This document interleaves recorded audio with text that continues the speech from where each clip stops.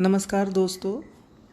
देखिए कि आज हम बात करेंगे कि कैसे कुंडली के भावों का फलित किया जाए, क्योंकि अंततः सब कुछ जानने के बाद सबसे महत्वपूर्ण तो यही है कि कुंडली का फलित कैसे किया जाए। तो देखिए कि आज मैं जो 3 नियम का प्रयोग करता हूँ, सर्वप्रथम मैं उनके बारे में आपको बताऊँगा और बहुत जटिल नियम को नहीं बताऊँगा, बहुत ही सरल नियम हैं। कुछ नियम मैं पहले भी बता चुका हूँ। तो देखिए कि सबसे पहले हम कुंडली देखेंगे कि कुंडली का भाव, भावेश और कारक कहाँ है उस भाव का। ठीक, उसके बाद हम उस भाव का सर्वाष्टक वर्ग देखेंगे और फिर उसके बाद हम चंद्रमा से वो भाव और चंद्रमा से उस भाव तक का सर्वाष्टक वर्ग देखेंगे। ये 3 चीज़ है, चंद्रमा और चंद्रमा का सर्वाष्टक वर्ग एक ही बिंदु में शामिल हो जाएगा। तो ये 3 चीज़ है और कोई चीज़ तीनों में बढ़िया आती है तो उस भाव का बहुत अच्छा फल होगा। तीनों में ख़राब आती है तो भाव का फल एकदम ख़राब हो जाएगा और कुछ में अच्छी कुछ में बेकार, तो ये मिश्रित सा फल होगा। कुंडली देखने के और भी बहुत से नियम हैं, वर्ग कुंडलियाँ हैं और तमाम चीज़ें हैं, लेकिन अभी मैं उनमें नहीं जा रहा हूँ। नक्षत्र है, लेकिन अभी मैं सिर्फ मोटा माटी चीज़ों को बता रहा हूँ आपको। तो देखिए कि जैसे ये कुंडली है 17 मार्च 1989 की 1:06 दोपहर का जन्म है इनका। कुशीनगर उत्तर प्रदेश की एक व्यक्ति की कुंडली है। इनका मिथुन लग्न है। तो जैसे पहले भाव की अगर हम बात करें तो मिथुन लग्न है। लग्न का स्वामी बुध यहाँ पे अपने मित्र शुक्र राहु के साथ बैठा है। राहु भी बुध का मित्र ही है और ये शुक्र जो कि एक शुभ ग्रह उसके साथ बैठा है और लगन पर शनि की दृष्टि है।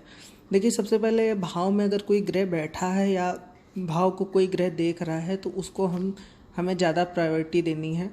तो देखिए कि शनि चूँकि भाव को देख रहा है, लेकिन शनि यहाँ पे नवमेश है, इसलिए शनि उतना हानिकारक नहीं है शनि की दृष्टि। और मिथुन लगन में शनि को बढ़िया माना भी गया है, हालांकि ये अष्टमेश भी है इसलिए कुछ दोष है और पाप ग्रह है, लेकिन फिर भी यहाँ पे शनि शुभ ग्रह की राशि में बैठा है इसलिए कुछ हद तक ये शुभ भी है। और यहाँ पे बुध जैसा कि 9वें भाव में गया ही है और यहाँ नवमेश इसको देख रहा है, तो ये काफ़ी गहरा संबंध भी है। जैसे कि ऐसे भी संबंध होता है कि ग्रह किसी के भाव में चला गया बुध और शनि उसकी राशि को देख रहा है, तो ये भी एक छोटा सा संबंध माना गया है, सूक्ष्म संबंध जिसे कहते हैं। तो इसका मतलब क्या हुआ कि यहाँ पे शनि देख रहा है और ये देखिए इसके दोनों ओर यहाँ पे चंद्रमा बैठा है और यहाँ पे गुरु बैठा है।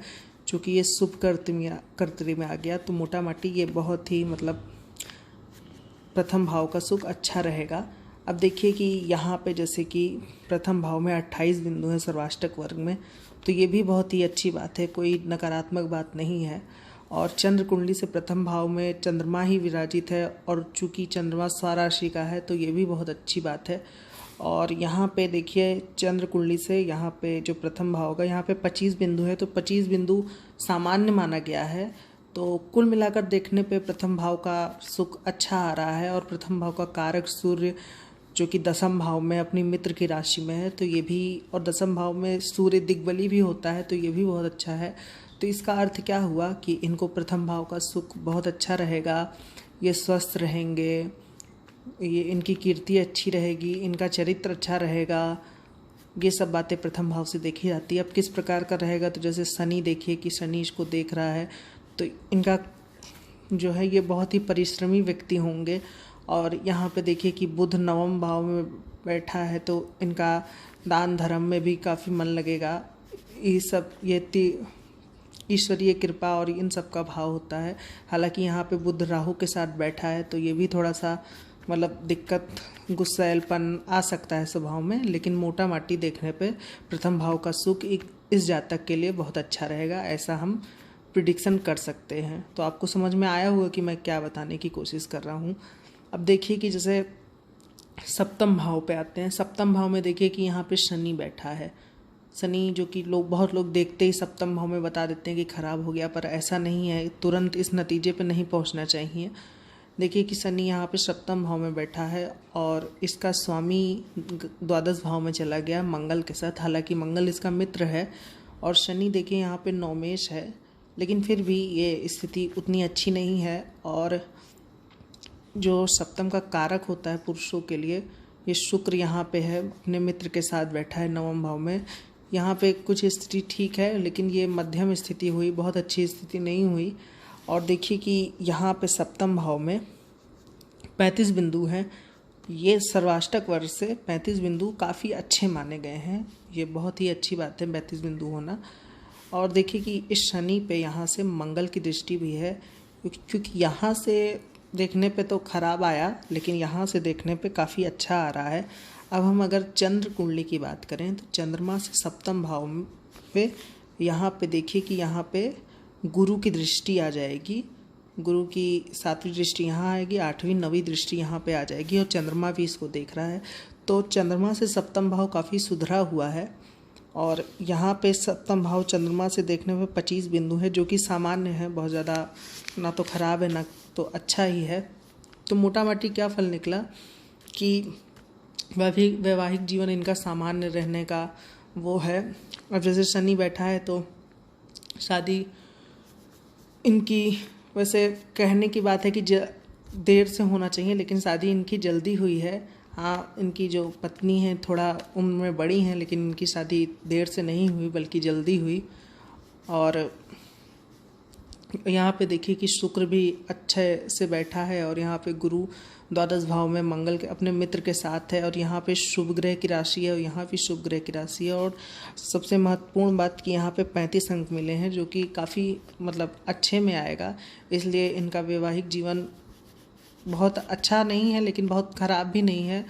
दोनों लोग में काफ़ी बनती है, कुछ एक बात को लेके कभी कभी मतभेद हो जाता है, लेकिन अक्सर ये लोग साथ में दिखते हैं और साथ में रहते हैं।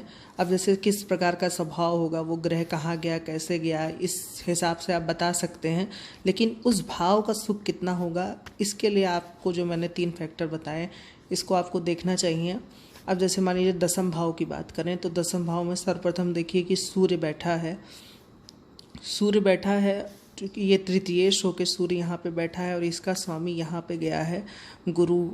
और दसम भाव में देखिए यहाँ पे सर्वाष्टक वर्ग में 35 बिंदु मिले हैं, जो कि काफ़ी अच्छे हैं।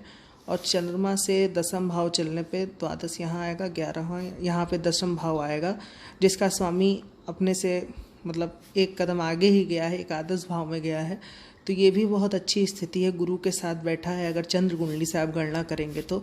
और चंद्र कुंडली से सर्वाष्टक वर्ग में यहाँ पे दशम भाव में 31 अंक आएगा, तो ये भी काफ़ी अच्छी बात है। तो देखिए कि इनका कर्म क्षेत्र है जो काफ़ी अच्छा है। और इन्होंने जैसे कि देखिए अब यहाँ पे सूर्य बैठा है, तो सरकारी कार्य से जुड़ा तो कुछ कार्य होगा ही, लेकिन अब इसका मतलब ये नहीं कि सरकारी नौकरी ही करेंगे। देखिए कि यहाँ पे तृतीय भाव का स्वामी होकर सूर्य यहाँ पे बैठा है। तृतीय भाव पत्रिका, लेखन, ये सब का भी है। और ये जिस ज़िले में है वहाँ पहले इन्होंने मतलब जैसे कापी किताब का काम शुरू किया, और उसके बाद धीरे धीरे मतलब इन्होंने खुद का प्रिंटिंग प्रेस खोला, मशीनें लगाई, और अब इनकी जगह से बहुत सी चीज़ें छपती हैं वहाँ से। तो ये देखिए कि ये यहाँ से इसका संपर्क यहाँ सूर्य आया, और कई सरकारी चीज़ें, सरकारी पत्रिका, जितनी भी फाइल, कॉपी, बहुत सी चीज़ें जाती हैं वहीं से छपती हैं, बनती हैं। तो ये यहीं से होता है। देखिए कि सूर्य यहाँ पे दिग्बली भी है, तो कितना प्रभाव दिखा रहा है। और देखिए कि इसका स्वामी यहाँ 12वें भाव में बैठ के 6ठे भाव को देखता है, तो इनके उस जगह पे बहुत से लोग कार्यरत हैं। अब देखिए कि दशम भाव का कितना महत्वपूर्ण यहाँ पे आया रिजल्ट कि सूर्य बैठा है, दशम का कारक भी सूर्य है, शनि भी लगन को देख रहा है, काफ़ी परिश्रमी व्यक्ति हैं। यहाँ पे 33 बिंदु हैं, चंद्रमा से दशम में 31 बिंदु हैं, तो ये काफ़ी अच्छी स्थिति बन गई। तो आशा करता हूँ कि आपको ये समझ में आया होगा। हम आगे और भी ऐसे प्रयास करेंगे बताने का कि किस तरीके से देखा जाए। अगर आपको ये अच्छा लगा हो तो इसको लाइक ज़रूर करें, और कमेंट में कोई प्रश्न पूछना हो तो ज़रूर पूछें, और मेरे चैनल को सब्सक्राइब कर लें। बाकी ठीक है, मिलते हैं अगले वीडियो में। धन्यवाद।